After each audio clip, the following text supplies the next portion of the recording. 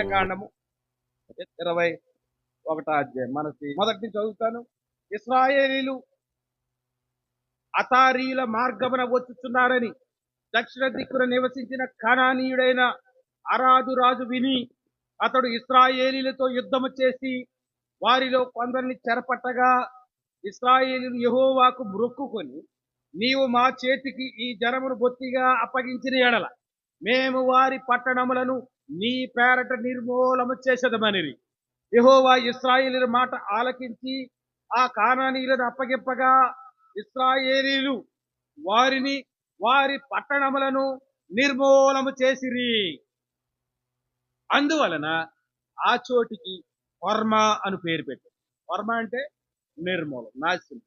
వారు ఎదోము దేశమును చుట్టిపోవాలనని హోరు కొండ నుండి ఎర్ర సముద్రం మార్గముగా సాగినప్పుడు మార్గాయాసము చేత 11వ అధ్యాయం 4వ వచనం, మార్గాయాసము చేత జనుల ప్రాణము సొమ్మసిల్లారు.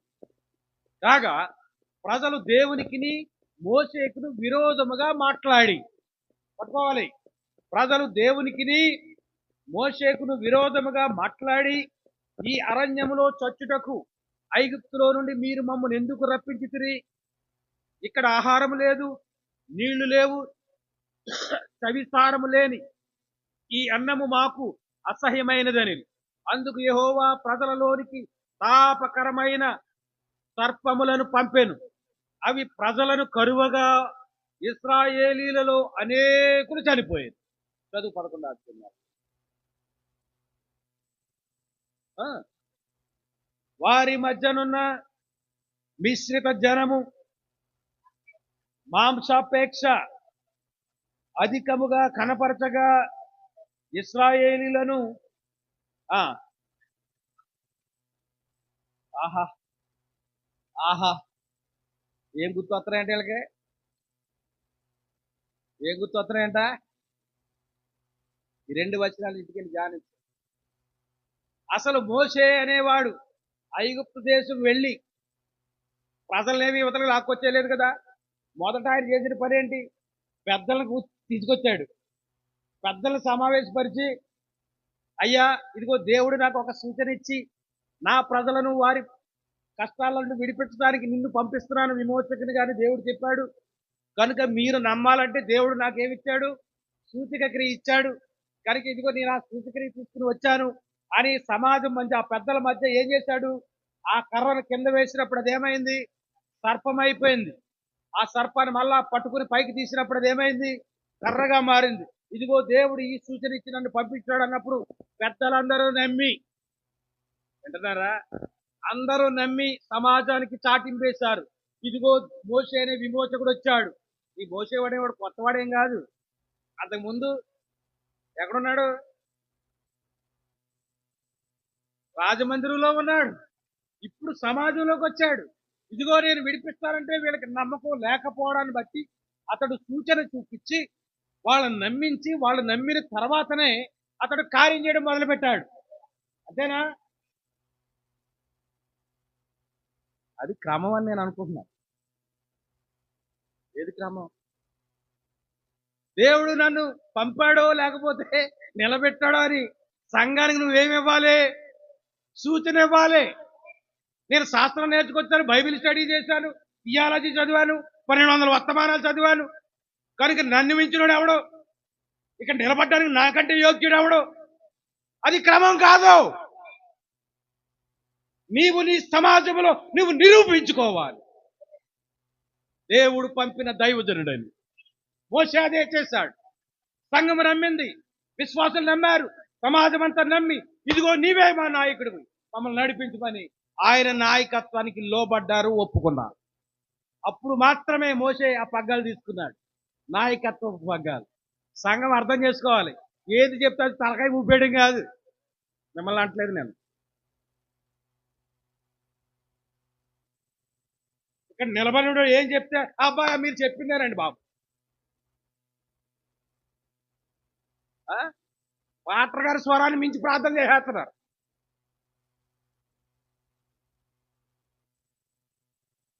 మా దైవజనుడు వాడేసుకున్నప్పుడు ఆ వాడుకునే ముందు ఒక సూచన కావాలి నీకు.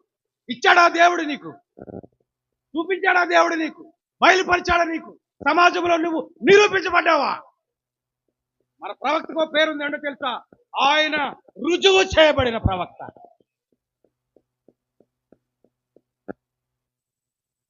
ఆయన డోలు కొట్టుకోలేదు నేను ప్రవక్తని, నా వర్తమానాలు చదవడానికి అని చెప్పాడా? ఆయన వర్తమానాలు ప్రజలు మారుస్తూ ఆయన చేసిన కార్యాలు గడగడలాడిస్తున్నాయి సంఘాలు. ఈవేళ వర్తమాన సంఘాలంటే భయం. ఎందుకో తెలుసా? వాక్య ప్రకారంగా జీవించేవాళ్ళు. వేళ సేవకుడు నిరూపించబడొద్దా? అవసరం లేదా?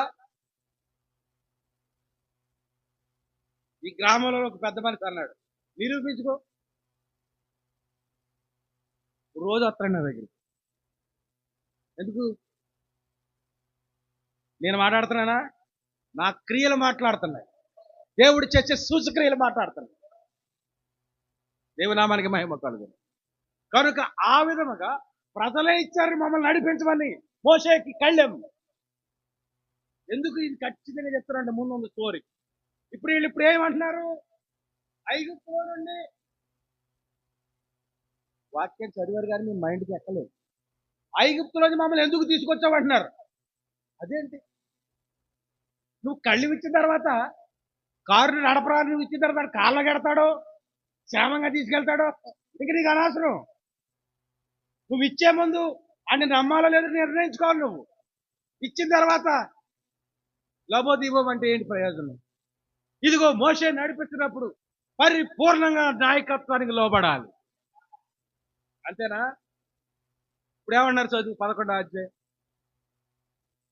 వారి మధ్యనున్న మిశ్రిత జనము మాంసాపేక్ష అధికముగా కనపరచగా ఇశ్రాయేలీలను మరలా ఏడ్చి, మాకెవరు మాంసం పెట్టెదరు? ఐగుప్తులో మేము ఉచితముగా తినిన చేపలను, బీరకాయలను, దోసకాయలను, కూరాకులను, ఉల్లిపాయలను, తెల్లగడ్డలను జ్ఞాపకానికి వస్తా ఉన్నాయి. ఈ పనికి మాలకి ఏం కావాలంట? ఉల్లిపాయలు కావాలంట. రక్షణలోకి వచ్చే ముందు నువ్వు ఆలోచించుకోలేదా? పాస్టర్ ఇప్పుడు నీకు వర్తమానం చెప్పలేదా? క్రైస్తవ మార్గంలోకి వస్తే ఎలా ఉంటుందో? ఒక్కొక్కసారి ఆహారం కూడా ఉండదు, నువ్వు పస్తులు ఉండాలి అని చెప్పలేదా? ఇప్పుడు మంచి సీజను, పులిహారలు వస్తూ ఉంటాయి, పొంగలు వస్తూ ఉంటాయి, బూరులు వస్తూ ఉంటాయి, గారెలు వస్తూ ఉంటాయి.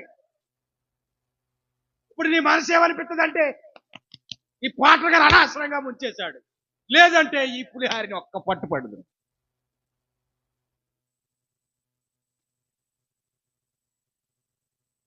దేనికోసం ఏడుస్తున్నారు వీళ్ళు? చెప్పండి. తీసుకొచ్చి అరణ్యంలో చంపేసావు అంటానికి ఏమనుందా? దేవదూతల ఆహారం ఇచ్చి పోషించాడంట. నమ్ముచున్నావా? నీకు ఇతరుల వలె కంటే కూడా శ్రేష్టమైన పదార్థములతో నిన్ను పోషించుతుందని చెప్పిన దేవుడు నేడు సజీవుడిగా ఉన్నాడు. దేంతో పోషిస్తాడంట నిన్ను? దేంతో పోషిస్తాడంట? శ్రేష్టమైన పదార్థం నిన్ను తృప్తిపరుస్తాడు. హల్లెలూయా! ఎంత గొప్ప దేవుణ్ణి కలిగి ఉన్నా. కనుక నిన్ను కాపాడేవాడు ఎవడు? దేవుడు కాపాడాలి. ఈవేళ క్రైస్తవులకే లేదా నిరీక్షణ? ఉందా నిరీక్షణ? శ్రమలు ఊరికే రావు, కష్టాలు ఊరికే రావు, సమస్యలు ఊరికే రావు. మనలను కాపాడేవాడు దేవుడు. ఖచ్చితంగా మనకు ఉండాలి అంటే మన ఇంట్లో నిత్యము ఆ ప్రదీపం వెలుగుతూనే ఉంది. ఎవరి మీద ఆధారపడక్కర్లేదు. నీవే ఒక యాజకుడు, నీవే ఒక యాజకురాలి, నీ కుటుంబమే ఒక యాజక కుటుంబం. నీ ఇంటి చుట్టూ నువ్వు ప్రహారిని ఎలా నిర్మించుకోవాలి? ప్రార్థనా గోపురాన్ని నువ్వే నిర్మించుకోవాలి. హల్లెలూయా! కనుక ఇశ్రాయేలు దేని కొరకు జరిగారు? కనుక నీవు నమ్మి వచ్చినప్పుడు ఇక వెనుక చూపు చూడకూడదు. అందుకే కొత్త నిబంధనలో ఉంది, నా గట్టి మీద చేయి పెట్టి వెనుక చూపు చూసేవాడు నాకు పాత్రుడు కాదు.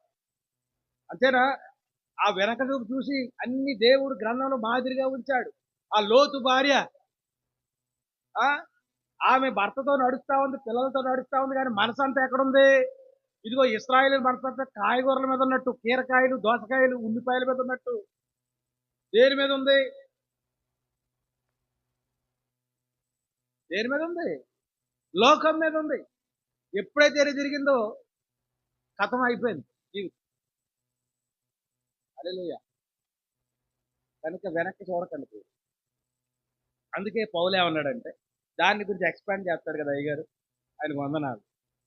మీరేం చేయాలంటే మీరు క్రీస్తుతో కూడా లేపబడిన వారైతే పైన వాటినే వెతకండి. ఎక్కడ లేచావు నువ్వు? ఇంకా ములిగినట్టే కనబడుతున్నావు నాకు. ఎక్కడ నీటిలో? నేనంటే లేపేశాను కానీ పైకి నువ్వు ఇంకా. అవునా? అప్పేసి అంటాడు ఆయన, నశించిపోతున్నాను అంటే. ఎందుకు వచ్చింది ఆ పరిస్థితి? నీవు వచ్చి వెనక చూసావు. వెనక చూసి ఇప్పుడు అవి నీకు ఆశలు పెడుతున్నాయి, అవి నీకు ప్రలోభానికి గురి చేస్తున్నాయి. అంతేనా? దేవుడికి స్తోత్రం. అందుకే అన్నాడు, ఆయనే అన్నాడు, నా మట్టుకైతే బ్రతుకుటకు ఏమైనా సరే సాబో రేబో ఇంకొచ్చాను కాబట్టి ఈయనతోనే తేల్చుకోవాలి. నువ్వు అలా జీవించి చూడు, దేవుడు నీకు ఎంతగా సహాయపడతాడో నువ్వు చూడదు. కనుక ఇప్పుడు ఇశ్రాయేలీయులు ఏం చేశారు? మోషేను తనిగారు, పైగా దేవుని మీద కూడా తనిగారు. 21కి వచ్చేద్దాం. నీళ్లు లేవు. ఒక్కొక్కసారి నీళ్లు ఉండవు, మరి ఉంటాయా? ఒక్కొక్కసారి నీళ్లు ఏ పాస్టర్ గారు అని మీకు వాగ్దానం చేయడండి, మా మందిరానికి వస్తే ఇంక మీకు బాధలు ఉండవు, రోగాలు ఉండవు అని ఎవడన్నా పాస్టర్ గారు మీకు హామీ ఇచ్చాడా? కదా, కష్టాలు ఉంటాయి. క్రైస్తవులకి కష్టాలు ఉంటాయి, లోకానికి కష్టాలు ఉంటాయి. అదే ప్రవక్త అన్నాడు. మనం లోకస్తులు ఎంత ఆనందిస్తున్నారు, క్రైస్తవులు కూడా ఒక ఆనందం ఉంది. ఇదే ఆత్మీయమైన మత్తు. మై మర్చిపోయే మత్తు ఎక్కడది? దేవుని యొక్క వాక్యములో. హల్లెలూయా. కనుక ఈ లోకంలో నుండి వచ్చేస్తే ఊడగొట్టిన మంచం కూడా ఉండక్కర్లేదు. వాళ్ళు ఎంత ఆనందంగా ఉన్నారో, ఎంత సౌఖ్యంగా ఉన్నారో, ఎంత మహిమకరంగా ఉన్నారో, అదే మహిమను దేవుడికి అదే ఆనందంగా నిన్ను ఉంచుతాడు. కానీ ఆయన పట్ల నువ్వు విశ్వాసం కలిగి ఉండాలి. అర్థమవుతుందా? కనుక వీళ్ళు సనగడం వల్ల మమ్మల్ని నమ్మించి తీసుకొచ్చాడు అరణ్యంలోకి. ఇప్పుడు ఏమొచ్చాయి? ఆకలి, అడుగురా ఏదో సమస్య, నీళ్ళు లేకపోతే సరుగుడు, మాంసం కావాల్సి వచ్చినప్పుడు సరుగుడు, ప్రతి విషయంలోనూ సరుగుడే. ప్రార్థన చేస్తే అందరింటికి వెళ్తారు కదా, మా ఇంటికి రాడు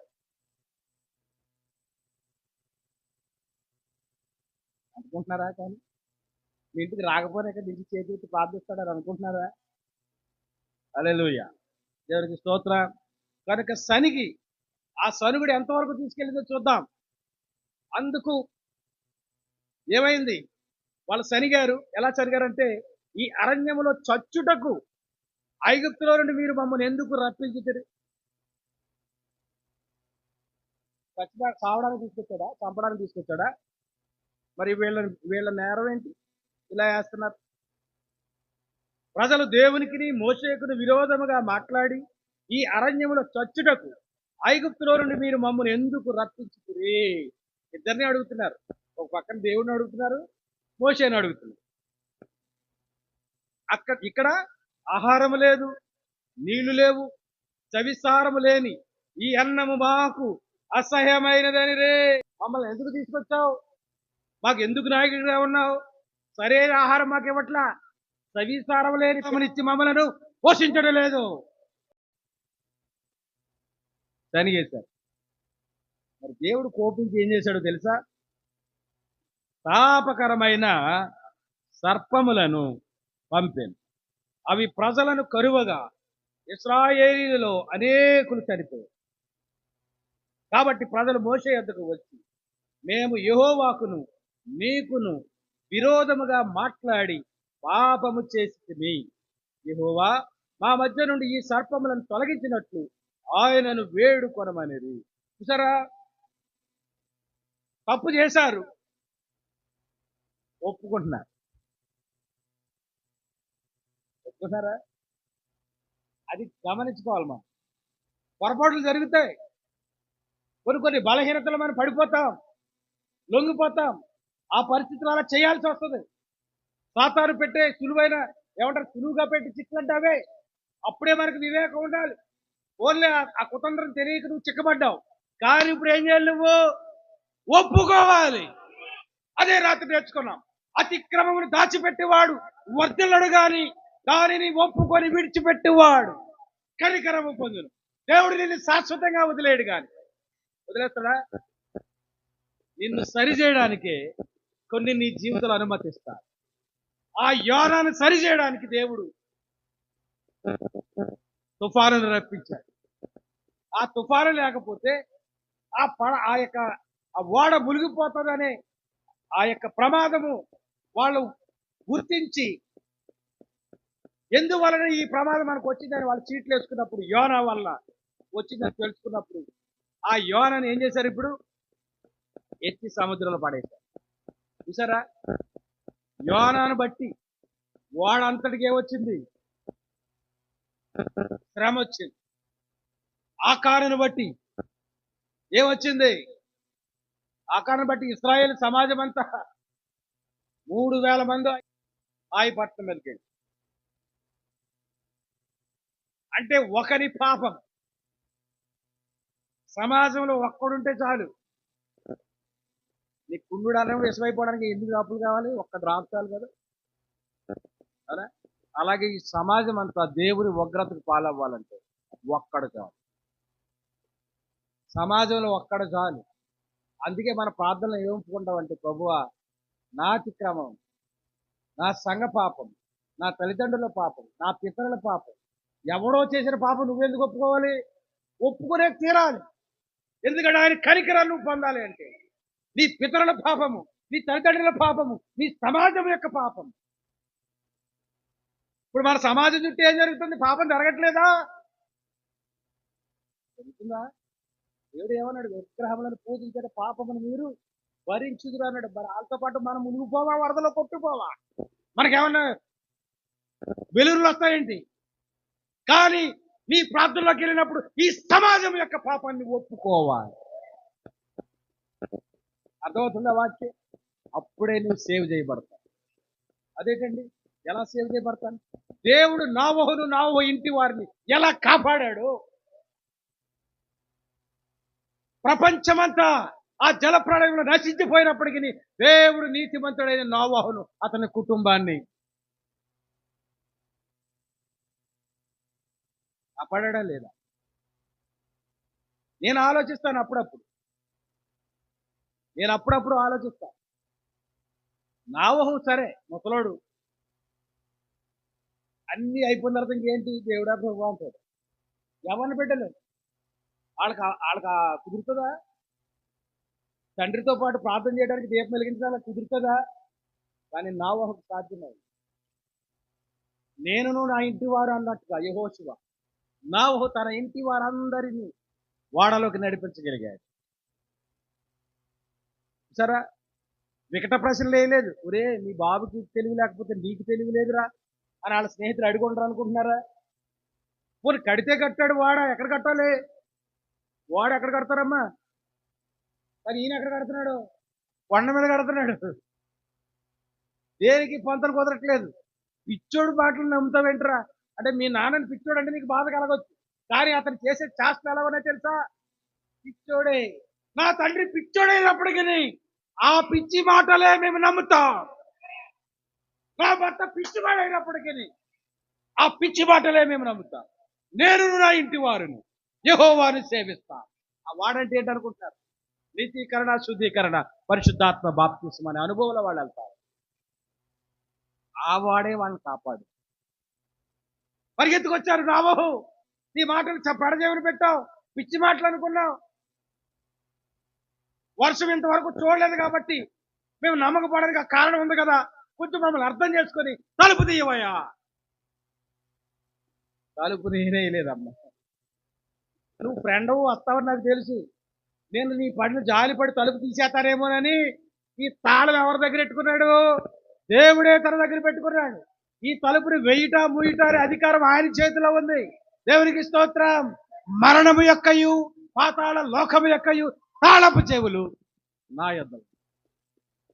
నిన్ను చంపాలన్నా బ్రతికించాలన్నా ఆయన దగ్గర ఉంది అధికారం. చాలా మంది అనుకుంటున్నారు పరలోకం తాళం లేదు, ప్రభువు దగ్గర ఉంది అనుకుంటున్నారు. ప్రభు దగ్గర లేదు. ఆయన దగ్గర ఉన్న తాళాలు ఏంటి? ఇదిగో, మరణము యొక్కయు పాతాళ లోకం యొక్క తాళపు చేయాలి ఆయన ఉన్నాయంట. అంటే నిన్ను మరణానికి అప్పగించాలన్నా విడిపించాలన్నా సమర్థుడు ఎవరు? యేసుక్రీస్తు. నీకే కూర్చుని నిండాలి నీరసం వచ్చేసి ఇలా అడుగుతున్నానే మరి నాకెంత నీరసం వచ్చేది. కనుక ఇశ్రాయేలీయులు శనికి సోదరులో పడ్డారు. సర్పాలు వచ్చి కరిచాయి. ఏమొచ్చి కరిచాయి? సర్పాలు వచ్చి కరిచాయి. అవిధేయతే పాపం చాలా సార్లు నేర్చుకున్నాం.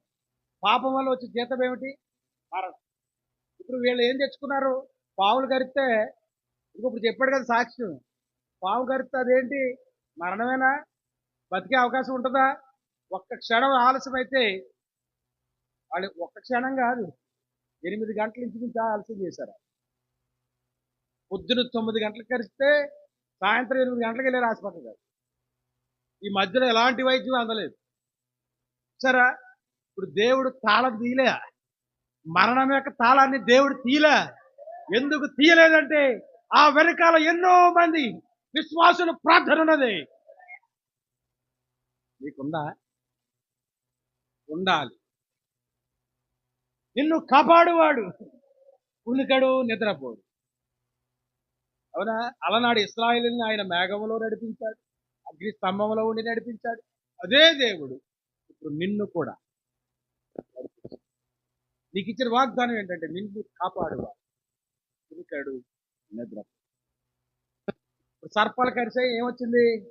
మరణం. చెప్పడానికి సమయం లేదు. అద్భుతమైన ప్రసంగం ఇది, ఇక్కడితో ముగించాలనుకుంటున్నాను. దేవుడు నిర్మించిన ఆదాము అవ్వలు ఎక్కడున్నారు? ఏదేళ్ళలో ఉన్నారు. ఇప్పుడు సర్పం వచ్చి కాటేసింది. అలా చెప్పొచ్చా? చెప్పరా? సర్పం వచ్చి ఎవరిని కాటేసింది? అవ్వమ్మని కాటేసింది. ఇప్పుడు ఏమొచ్చింది? మరణం వచ్చింది.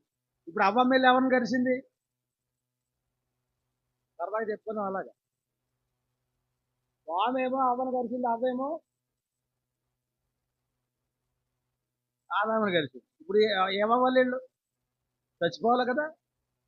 వచ్చిందా సాగు? ఇప్పుడు దేవుడు వచ్చి అడుగుతున్నాడు, అవ్వ అమ్మ ఆదావా నువ్వు ఎక్కడ? ఎక్కడ ఆదామా? ఇదిగో ప్రభు అది చెప్తాను.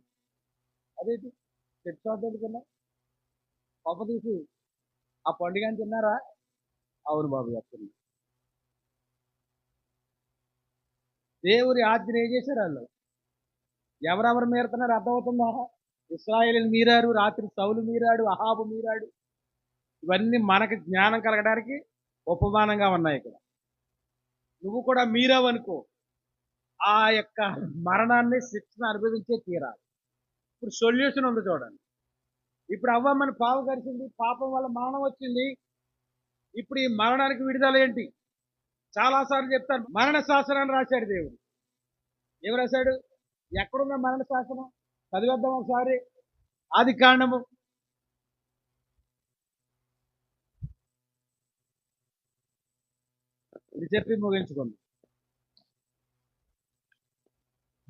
3వ అధ్యాయము 13వ వచనం. అప్పుడు దేవుడైన యెహోవా స్త్రీతో, నీవు చేసినది ఏమిటని అడుగగా, ఏం చేసింది?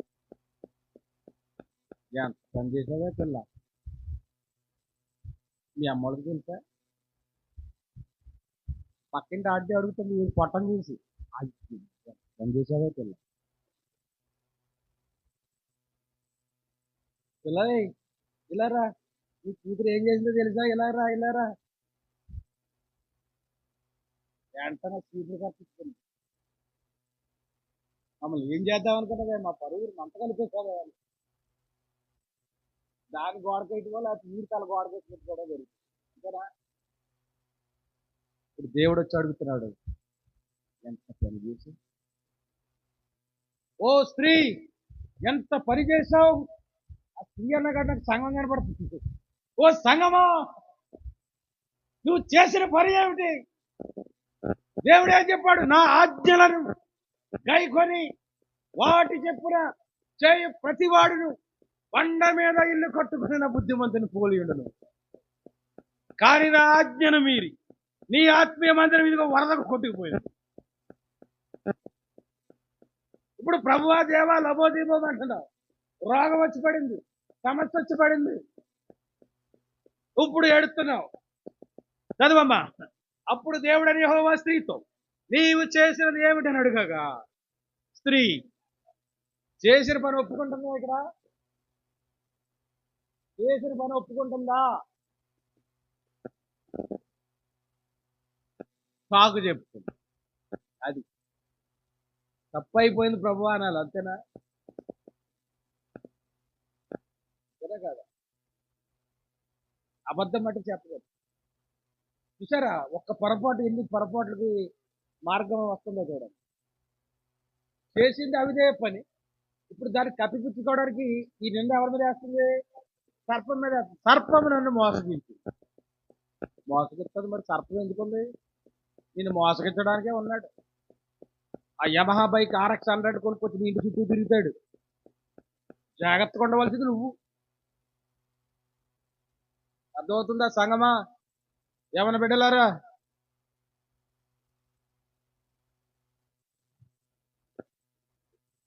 అందుకు దేవుడని యెహోవా సర్పముతో, నీవు దీన్ని చేసినందు, ఈ పనికి మాలిన కార్యం నువ్వు చేసినందువలన పశువులన్నిటిలో భూజంతువులన్నిటిలోను నీవు శపించబడిన దానవై నీ కడుపుతో ప్రాకుచు నీవు బ్రతుకు దినములన్నీయు మన్ను తిందువు.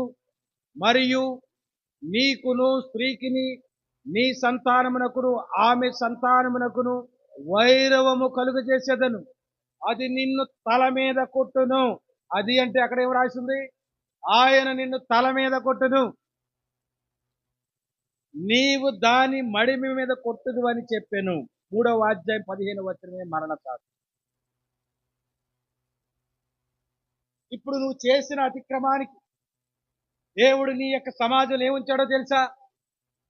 సర్పం అనే శాపాన్ని, పాపాన్ని ఉంచాడు. ఆ పాపం ఏం చేస్తుందంటే నీ మడిమి మీద కరుస్తుంది. ఈ రామలక్ష్మణ బాబులు ఎంత బాగుండియో. అందుకేనంటే పాము ఇప్పుడు ఎక్కడ కరుస్తుందంట? మనుషుల్ని మడిమి మీద కరుస్తుందంట. తొడ మీద కరదా? దానికి కాలు దొరుకుతుంది కాబట్టి కాలు మీద కరుస్తుంది. కూర్చో, అప్పుడు కాలు మీద కరుతుందో తొడ మీద కరుతుంది బుద్ధి. కానీ ఇక్కడ రాశాడంట, అందుకే ఇక్కడ మడి మీద కరుతుందంట. ఎంత చక్కగా కరుతుంది కంటే. అందుకే మనకి ఏం కావాలంటే సర్వసత్యం కావాలి. ఏం కావాలమ్మా? సర్వసత్యం ఏంటో చూద్దాం. ఏది నేను మడి మీద కరుస్తుంది? పాపము అనే సర్పము కరగానే ఏమవుతాడు? పడిపోయాడు ఆయన. పాము కరగానే పడిపోయాడు కదా. అది కనుక పాపము నిన్ను పట్టుకున్నప్పుడు నువ్వేమవుతావు అంటే ఆత్మీయతలో పడిపోతావు, చెడిపోతావు. కనుక నీ ఆత్మీయతలో ఏ భేదము లేదు. అందరూ పాపము చేసి దేవుడు అనుగ్రహించి మహిమను పొందలేకున్న సమయంలో ఇప్పుడు దేవుడే దిగివచ్చు. ఆయనను ఎందుకు రాశారు ఇప్పుడు అర్థమైందా? అది నిన్ను తల మీద కొట్టును. అది అనగా ఆయన, ఆయన అనగా స్త్రీ సంతానం. అవునా? స్త్రీ సంతానం అన్నాడా? మీ సంతానం అన్నాడా? స్త్రీ సంతానం. ఎవరు స్త్రీ సంతానం? యేసు. మనం అందరం మన తండ్రి సంతానం, ఆమె చెప్పాలి. కానీ యేసు ప్రభు మాత్రం స్త్రీ సంతానం. ఇప్పుడు ఇక్కడ రాసిన మరణ శాస్త్రం ఇదే. ఇప్పుడు స్త్రీ సంతానం ఏం చేయాలో తెలుసా? ఈ భూమి మీదకి శరీరాకారంలో వచ్చి నీ మడమును చిత కొట్టాలి. హల్లెలూయా. ఇప్పుడు సంఖ్యాకాండంలోకి వెళ్దాం. వాళ్ళకి ఇవ్వబడిన సొల్యూషన్ ఏంటో తెలుసా? 21వ అధ్యాయము. మోషే ప్రజల కొరకు ప్రార్థన చేయగా దేవుడు ఒక పరిహారాన్ని చూపిస్తా ఉన్నాడు. నీవు తాపకరమైన సర్పము వంటి ప్రతిమను చేయించి స్తంభము మీద పెట్టుము. అప్పుడు కరవబడిన ప్రతివాడును దాని వైపు చూసి బ్రతుకునని మోషేకు సెలవిచ్చాను. కాబట్టి మోషే ఇత్తటి సర్పం ఒకటి చేయించి స్తంభము మీద దాని పెట్టెను. అప్పుడు సర్పపు కాటు తినిన ప్రతివాడు ఆ ఇత్తడి సర్పమును నిదారించి చూసినందున బ్రతికి. కూర్చొని బతుకుతారా? నేను పేరు వీళ్ళకి బతుకుతారా? అంత ఈజీగా ఉంది. ఇప్పుడు ఆదాము అవ్వలు చేసిన అవిధేయత పని వల్ల లోకంలోకి పాపం వచ్చి, పాపం వల్ల మనిషి మరణానికి పాత్రైన దాన్ని విడిపించడానికి ఒక స్త్రీ సంతానం రావాలని ఇక్కడ ఆయన రాశారు. అందుకే ఆయన వచ్చాడు. అందుకే దేవుడు శరీరాకారంలో వచ్చాడు. శరీరంలో మాత్రమే రక్తం ఉంటుంది. అనేక సార్లు మీకు చెప్పా, దేవుడు మనిషిగా ఎందుకు రావాల్సి వచ్చిందంటే, దేవుడు దేవుడిగా వస్తే ఆయనలో రక్తం లేదు. ఆయన ఆత్మస్వరూపి. దేవుడికి స్తోత్రం. దేవుడు ఆత్మ కనుక ఆయన ఆరాధించు వారు ఆత్మతో సత్యంతో ఆరాధించారు. కనుక ఆత్మలో ఉన్న దేవునికి రక్తము లేదు. కానీ ఆదాము చేసిన అవిధేయపు పని వలన ఇప్పుడు రక్తమే పరిహారం. అపోస్తలుడు పౌలు అన్నాడు, ఎడ్ల యొక్కయు మేకల యొక్క రక్తం మనుషుల యొక్క పాపమును క్షమించదు గాని పరిశుద్ధుడైన దేవుని రక్తము మాత్రం.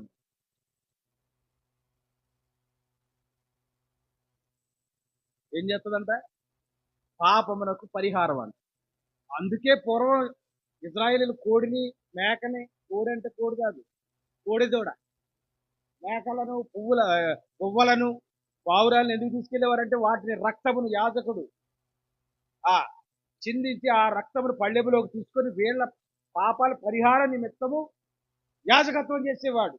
ఆ దేవుని ఆవరణలో ఉన్నటువంటి ఆ ఉపకరణాల మీద ప్రోక్షించేవాడు. అవునా? దాని వలన పాపం పోదు గాని కొంతకాలం దాని నుండి మనకి అంటే వెంటనే చేయలేస్తారంటే దొంగతనం చేస్తేని అది రుజువు చేయడానికి కొంతకాలం పడుతుంది కదా. అప్పటి వరకు నువ్వు బయటే ఉంటావు కదా. రుజువు చేయబడిన రోజు హియరింగ్ అంటారు దాన్నే. అప్పుడు మెల్లగా లాయరు, ఒరే ఈవేళ ఆఖరు రోజు, ఆ రోజు లాయర్కి గుండె ఇలాగ అంటారు. ఎందుకంటే ఇది పారిపోతే మీకు లోపల హెచ్చరు లాయర్. అందుకని మెల్లగా మంచి మాటలు చెప్పి, ఒరే ఈవేళ ఆఖరు, చాలా పోరాడి ఏదైనా నేను బయట తీసుకెళ్తాను మెల్లగా బోనెక్కిస్తాడు. ఆ వేళ ఈయనకి తెలిసి ముందే శిక్ష వేస్తాడు. జడ్జి గారికి ఏముండదు, ఈవేళ నీకు శిక్ష పడిందిరా బాబు, నువ్వు వెళ్ళిపోతుంది. ఎంతకాలం ఎక్కడున్నాడు? అపరాధం చేసినా పాపం చేసినా దాన్ని రుజువు చేయబడేంత వరకు అక్కడ ఉన్నాడు, బయటే ఉన్నాడు. నేరం రుజువు పరచబడినప్పుడు ఇప్పుడు ఎక్కడికి వెళ్ళాడు? అలాగే ఈ యొక్క యాజకుడు చేసేటువంటి రక్త ప్రోక్షణ వలన మనిషిని యొక్క పాపము వాయిదా వేయబడింది కానీ పూర్తిగా పరిహారం జరగలేదు. ఇప్పుడు పరిపూర్ణమైన పరిహారం కొరకు ఏమిటి అంటే, ఇదిగో సర్పం యొక్క తలను స్త్రీ సంతానం వచ్చి చితగొట్టాలి. అందుకనే దేవుడు శరీరాకారంలో ఈ లోకానికి వచ్చి సిలువను ఆయనే ఎక్కాడు. వీళ్ళు అనుకుంటారు మేము సిలువేసామనుకుంటున్నారు, కాదు, ఆయనే సిలువకు నడుచుకుంటూ వెళ్ళాడు. యెరూషలేము గుండా వస్తూ ఆ పలానా ఊర్లో గాడిదొట్టకు పట్టుకురండి అన్నాడా లేదా? అది అయిపోయిన తర్వాత ఏమన్నాడు? ఇప్పుడు మనిషి కుమారుని పట్టుకుంటారు, మీరు గొర్రెలు చెదిరిపోతారు అంటే జరగబోయే కార్యం అంటే నీకు తెలుసా లేదా? తెలిసే సిలువకి ఎక్కాడు ఆయన. ఎందుకంటే ఈ మరణ శాసనము ఆయనే నెరవేర్చాలి. మరణ శాసనము రాసిన వాడే మరణ శాసనాన్ని అది చెల్లుబాటులోకి రావాలంటే ఆయన మరణించాలి. కనుక ఈ 3వ అధ్యాయం 15వ వచనం రాసిన వాడే దానిని ముగింపుగా ఆయనే దిగి వచ్చి ఆయనే సిలువలో చనిపోయాడు. లోకానికి ఇది ఏమన్నా తెలుసా? పిక్కోలేడా యేసుబాబు? దేవుడు అంటావు కాదా, పిక్కోలేడా మేకులు? పనికి మళ్ళీ ఒక రోజు ఉంది, కంగారు పడు. నీకో రోజు ఉంది, నీ మోకాలు ఆయన ముందు వంగే రోజు ఎంతో దూరంలో లేదు, సమీపంలో ఉన్నది. అందుకే సిలువను గూర్చిన వార్త నశించు వారికి వెర్రితనం. ఈ సిలువ యొక్క మరణం, ఈ మరణం యొక్క ఆ యొక్క రహస్యం చాలా మందికి తెలియదు. కానీ రక్షించబడుచున్న మనకు తెలుసు అది దేవుని శక్తి అని. ఆ మరణ శాస్త్రం రాసిన వాడి మరణించడానికి శరీరుడుగా ఈ లోకానికి వచ్చాడని మనకు తెలుసు. తెలియదు ఎవరికైనా? ఇప్పుడు ఆయన సిలువలో సాతాను యొక్క సర్పం యొక్క తలను ఏం చేశాడు? చిత్తకొట్టాడు. ఇప్పుడు సాతాను చాలా ఏమైంది? చితికిపోయింది. పాపముగా మారాడు ఆయన. పాపిగా సిలువెక్కలేదు ఆయన. పాపాన్ని భుజం మీద వేసుకుని పాపమే మరణించింది. ఇప్పుడు ఆయన పాపమాయను. అందుకే యెషయా గ్రంథం 53కి వెళ్ళిపోదాం. మరి నేను పట్టుకుంటూ వదలను, ముగించాలి కదా. మరి 53వ వచనం, 53వ అధ్యాయం. అతడు నిశ్చయముగా మన రోగములను భరించెను. 4వ వచనం. మన వ్యసనములను వహించెను. అయినను మొత్తబడిన వానిగాను, దేవుని వలన బాధింపబడిన వానిగాను, శ్రమ నొందిన వానిగాను, మనం అతని ఎంచితిమి, మన అతిక్రమ క్రియలను బట్టి అతడు గాయపరచబడెను, మన దోషములను బట్టి నలుగుగొట్టబడెను, మన సమాధానార్థమైన శిక్ష అతని మీద పడెను, అతడు పొందిన దెబ్బల చేత మనకు స్వస్థత కలిగింది. హల్లెలూయా. కనుక మన అతిక్రమ క్రియలను బట్టి ఆయన గాయపడతారు. సిలువ మరణం, ఇప్పుడు సిలువ వేస్తానా ఎంతమంది వేయించుకుంటారు? గోరు అదిగో నీ గోరు కొంచెం లోపల కొరికేసుకున్నావు అనుకో, మళ్ళీ ప్రార్థనకు వస్తా, అన్నయ్య గారికి గోరు కొరికేసుకున్నారు ప్రార్థన చేసి. ఆ చిన్న నొప్పిని భరించలేని సిలువ మరణాన్ని భరించవా? అవునా? మరణయాత్ర ఏమంటున్నారు, చిన్నదనుకుంటున్నారా? కాదే. అది ఎందుకు భరించాడంట? సమాధానం చెప్పమ్మా.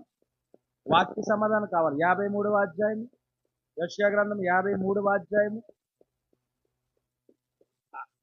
చదువు. ఎందుకు డౌట్ పడతా చదువుతున్నావు? మన అతిక్రమ క్రియలను బట్టి. ఇదేంటి, నువ్వు అతిక్రమం చేస్తే ఆయన గాయ పట్టుబట్టి. అవునా? తప్పు నువ్వు చేసి శిక్ష ఎవరు అనుభవించారు? ఎవరు మాట్లాడలేదంటే గురించేనా? తప్పు మనం చేశాం, కానీ శిక్ష ఎవరు అనుభవించారు? యేసు ప్రభు అనుభవించారు. నీకు ఆనందంగా లేదా? నీకు మారుగా నువ్వు అనుభవించాలి. నువ్వు చేసిన పనికి మాలిన పనులకు శిక్ష నువ్వు అనుభవించాలి.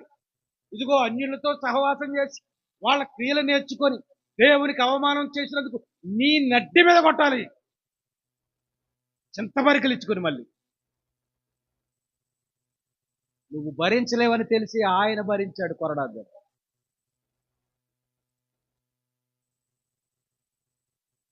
భయం లేని కూడా అంటే బజార్లో గుడ్డెట్టిందని సరదాగా చెప్తుంటారు పాస్టర్లు. అవునా? నిజమే. దానికి భయం ఉంటే ఎక్కడ ఎడుతుంది? పెంచుకున్న అమ్మ ఇంటికి అటుకు పెట్టి అక్కడ ఎడుతుంది గుడ్డు.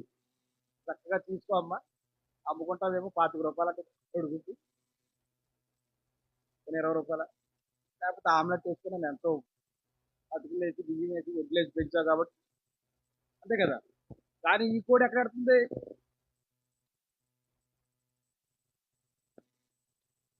ఎవరికి భయం లేరు కోడి? విశ్వాసులు. ఎవరండి? విశ్వాసులు. ఒక సంఘంలో రక్షణ పొందుతున్నారు, ఇంకో సంఘానికి, డిజిటల్ సంఘానికి రాస్తున్నారు డబ్బులు. 1000 రూపాయలు డిజిటల్ సంఘానికి ఫోన్పే. నీకోసం ఏడ్చేవాడెవడు? నీకోసం ప్రార్థన చేసేవాడెవడు?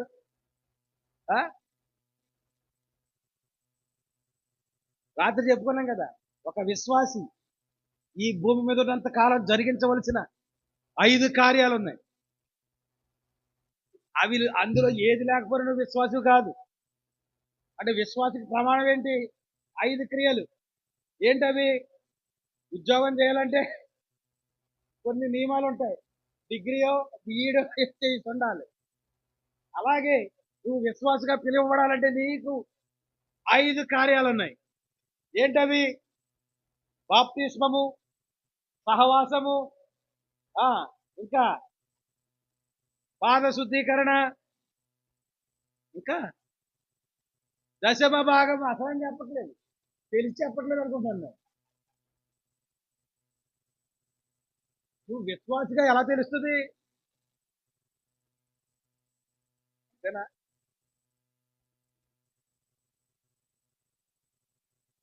ఇచ్చి చూడమంటున్నాడు ఆయన.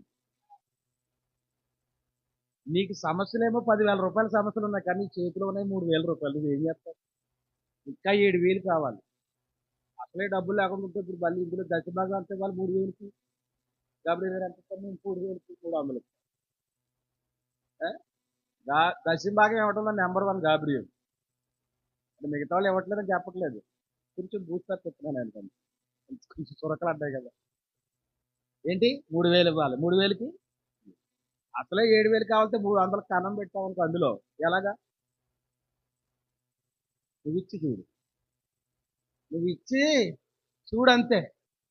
దేవుడు చెప్పాడు, నేను కాదు. ఇచ్చి నన్ను శోధించు. ఏం చేయాలి? ఇచ్చి నన్ను శోధించమన్నాడు. దేవునామని మహిమ కలుగునుగా.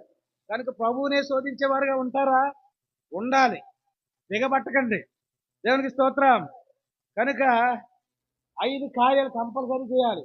ఆ 5వదే ప్రార్థన. ప్రార్థన ఎందును, సహవాసమందును, రొట్టె విరుచుడు ఎందును ఎడతెగకున్నారు అపోస్తలులు. ఇది విశ్వాస ప్రమాణం. ఇది అది ప్రమాణం చేయించాలండి. ఎందుకంటే చేయించే ఖచ్చితంగా చేయాలి. మరి చేయించినందుకు మీరే ఇవ్వకపోతే నేనే వాళ్ళు మీ తరఫున నాకు చెక్కడం చేయడానికి. సరే, వాక్యంలోకి వెళ్దాం. ఇప్పుడు మడిమి మీద కరిచింది. ఏంటి కరిచింది? సర్పం. దానికి విరుగుడు ఏమిటి? ఇదిగో దేవుడే మనిషిగా వచ్చి స్త్రీ సంతానమైన యేసుక్రీస్తు వారు ఈ లోకానికి వచ్చి ఏం చేశాడు? సిలువ మీద వ్రేలాడాడు.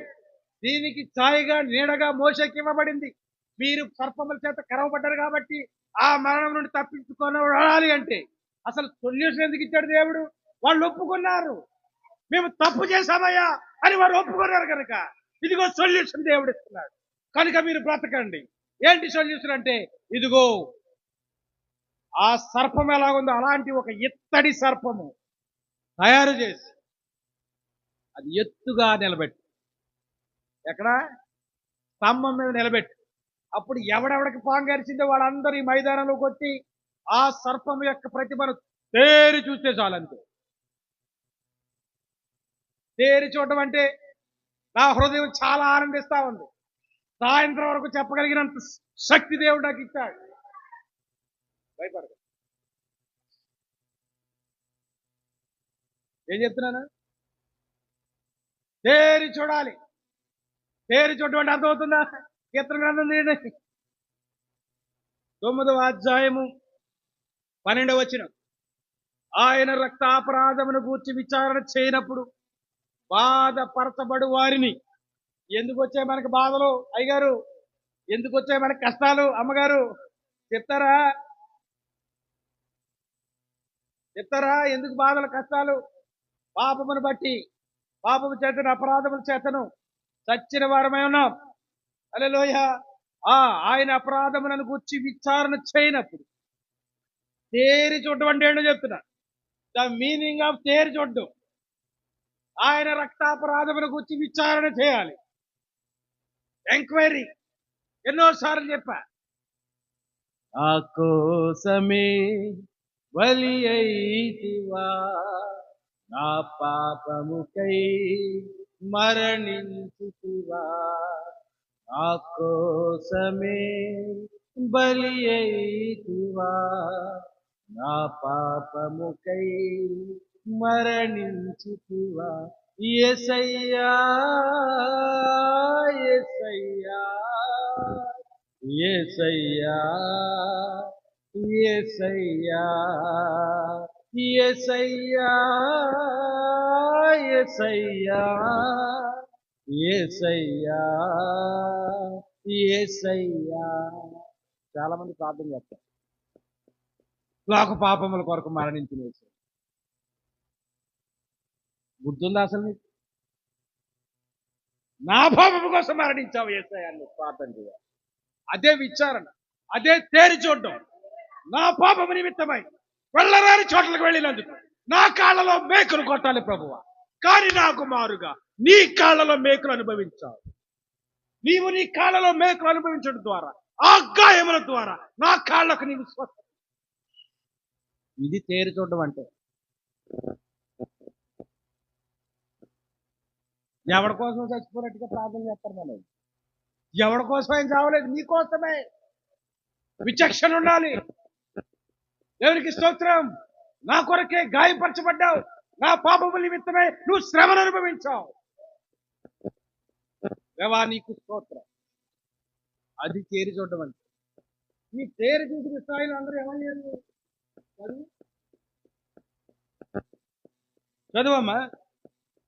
కాబట్టి మోషే ఇత్తడి సర్పము ఒకటి చేయించి స్తంభం మీద దాని పెట్టాను. అప్పుడు సర్పపు కాటు తిరిగిన ప్రతివాడు ఆ ఇత్తడి సర్పము నిదారించి చూచినందున బ్రతికేను. చూసారా? చూస్తేనే బతికిపోయారు. చూస్తే ఎలా బతికిపోయారు అనుకుంటారు? ఇదిగో ఆయన రక్తాపరాధం గురించి విచారణ చేయాలి. నీవు ఆ విధముగా విచారణ చేసి విచారించి ఆయన రక్తాన్ని, ఆయన యొక్క శిలువ శ్రమను నువ్వు జ్ఞాపకం చేసుకున్నప్పుడు ఆయన నిన్ను జ్ఞాపకం చేస్తాడు. Simple simple logic. కానీ మనం అది చెయ్యం. ఇంత పొడుగు బ్రాడ్ రూల్ పేపర్ చింపేసి డాక్టర్ గారికి సంఘ పెద్దలకి వందనాలు, నాకు వచ్చింది సమస్య కనుక మీరు ఏడవండి. అంతేనా? ఖచ్చితంగా ఏడుస్తారు సంఘం, ఎందుకంటే నీ కుటుంబం కాబట్టి. ఖచ్చితంగా ప్రార్థన చేస్తారు. కానీ మొదట చేయవలసింది ఎవరు? మనము మన పాపములను ఒప్పుకొని ఎడల ఆయన నమ్మదగిన వాడును నీతిమంతుడు కనుక సమస్త దుర్నీతి నుండి మనలను పవిత్రులుగా చేస్తాడు. సమస్త దుర్నీతి నుండి మనల్ని విడిపిస్తాడు. అంతేకాదు మనల్ని పవిత్రులుగా చేస్తాడు. అర్థమవుతుంది కాదు? కనుక సర్పము కాటు వేసిన వారు విడుదల ఎలా పొందారంటే ఆ సర్పం యొక్క ప్రతిమను చూసి. ఏ సర్పం అది? ఇత్తడి సర్పం. వర్తమానంలోకి వెళ్ళలేదు, ఇంకా నేను అసలు ఓపెనే చేయలేదు. ఇత్తడి సర్పం. ఒక్క 2 నిమిషాలు చదువుతారు. మరి వర్తమానం ముగించుకుంటారు. Page number మాటిస్తున్నా. 3వది ఇత్తడి కాళ్ళు. యేసుక్రీస్తు యొక్క సారూప్యాన్ని మనం వర్ణించుకుంటా వస్తున్నాం. తల వెంట్రుకలు అయ్యాయి, తల అయ్యింది, వస్త్రం అయ్యింది. దేవునికి స్తోత్రం. ఆయన ఇప్పుడు కృపామయుడిగా లేడు కానీ న్యాయాధిపతిగా లేస్తా ఉన్నాడు. సింహాసనంలో అగ్ని జ్వాలలు పుట్టుకొస్తా ఉన్నాయి. ఆయన శిరస్సు, తల వెంట్రుకలు తెల్లని ఉనిని పోలి ఉన్నాయి. కవళము వలె అంటే తెల్లగా మెరియుచున్నవి. ఇంకా ఏమి నేర్చుకున్నాం? ఆయన కన్నులు అగ్ని జ్వాలలు కలిగిన కళ్ళు. ఆయన పాదములు, ఇప్పుడు వచ్చాం ఆయన పాదముల దగ్గరికి. 47. ఆయన పాదములు పుటము వేయబడి మెరయుచున్న అపరంజితో సమానమై ఉండెను. చెప్పలేనంత గట్టితనమునకు ఇత్తడి పేరు పొంది ఉన్నది. ఇత్తడంటే తెలుసా మీకు? ఎందుకు తెలియదు? పెళ్లికి పెద్ద మనుషులకి అయ్యే వస్తాయి ఇస్తామని. ఇత్తడి బిందులే ఎంత గట్టిగా ఉంటుందో తెలుసా? అది చాలా గట్టిగా ఉంటుంది. అన్ని లోహాల కంటే గట్టిగా. బంగారం అయినా మెత్తగా ఉంటుంది. మెత్తగా బంగారం మెత్తగా గట్టిగా కాదు. గట్టి లోహాల పేర్లు రాయమంటే బంగారం కింద రాయకపోయినా ఫెయిల్ అయిపోతుంది. ఇత్తడి రాయాలి. ఇప్పుడు ఆయన పాదాలు ఎలా ఉన్నాయంట? కొలిమిలో వేయబడిన ఇత్తడి. చదువుతండి. కొలిమిలో పుటము వేయబడిన మెరయిచున్న అపరంజితో సమానమైన. అపరంజి అంటే ఏంటి మరి? చెప్పలేనంత గట్టితరమునకు ఇత్తడి పేరు పొంది ఉన్నది. దాని నీవు దేనితోను కూడా మిశ్రమము చేసి గట్టితరమును పోగొట్టజాలవు. ఆయన పాదములను వర్ణించుతున్న ఈ ఇత్తడి అగ్నిలో పుట్టము వేయబడినది, అనగా అగ్ని పరీక్షకు నిలబడినది. నిలబడ్డాడు ఆయన అగ్ని పరీక్షకు. దేవునికి స్తోత్రం. ఓ మరణమా నీ విజయం ఎక్కడ? ఓ మరణమా నీ ముళ్ళు ఎక్కడ? మరణపు ముళ్ళును ఆయన సిలువలో విరిచాడు. ప్రవక్త ఒక మంచి ఉదాహరణ ఇచ్చాడు, అది చెప్పుకోగిస్తాడు. తేనెటీగంటే భయపడినాడు అవడం. తేనె పట్టుంటే మైలు దూరం పరిగెడతాం. అవునా? మన రాజుగారిని కుట్టే తేనెటీగ ఒక్కసారి కుట్టిన తర్వాత ఇంకా అది ఎందుకు పనిచేయదు. ఆ ముళ్ళు ఒక్కసారే అది గుచ్చి వెళ్ళిపోతుంది అనమాట. ఇంకా తర్వాత నీ ఇంట్లో గిరగరా తిరిగిరా అది ఏమి చేయలేదు. వింటున్నారా? దానికి ఎన్ని ముళ్ళులు ఉంటాయి? తేలిలా గుచ్చేసి వెళ్ళిపోదు. ఆ గుచ్చగానే ఆ ముళ్ళు విరిగిపోద్ది. అందుకే వెంటనే మన ముళ్ళు లాక్కోవాలి. తేనెటీగ అవుతుందా? సాతానుగాడు పోల్చాడు ప్రవక్త. సాతాను కూడా దేవుడు తన ముళ్ళును సిలువలో విరిచాడు. ఇప్పుడు నువ్వు సాతానా అని భయపడిపోయి పంటలా తడిపేసుకుంటున్నావు, కానీ వాడికి ముళ్ళు లేదు. ఎక్కడున్నా ముళ్ళు? ఓ మరణమా నీ ముళ్ళు ఎక్కడా? ఆయన మరణపు ముళ్ళును సిలువలో విరిచాడు. అది ఆయన ప్రణాళిక. ఎందుకు వచ్చాడు అనుకుంటున్నారు?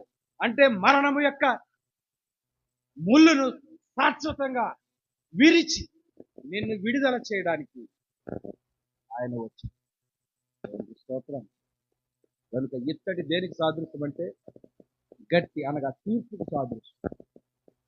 ఇశ్రాయేలులు చేసిన పాపానికి దేవుడిచ్చిన తీర్పు ఏమిటంటే ఇత్తడి సర్పాన్ని చేసి అరణ్యంలో నిలబెట్టాలి, దానిని తేరి చూసిన వారు. ఇప్పుడు సంఘానికి ఇవ్వబడిన ఆత్మీయ అర్థం ఏమిటి? మనము క్రీస్తుని చూడాలి. క్రీస్తు ఏం చేశాడు ఆయన? ఆయన శ్రమలన్నిటినీ కూడా మనం ధ్యానించాలి. ధ్యానిస్తారా? లేచి నిలబడి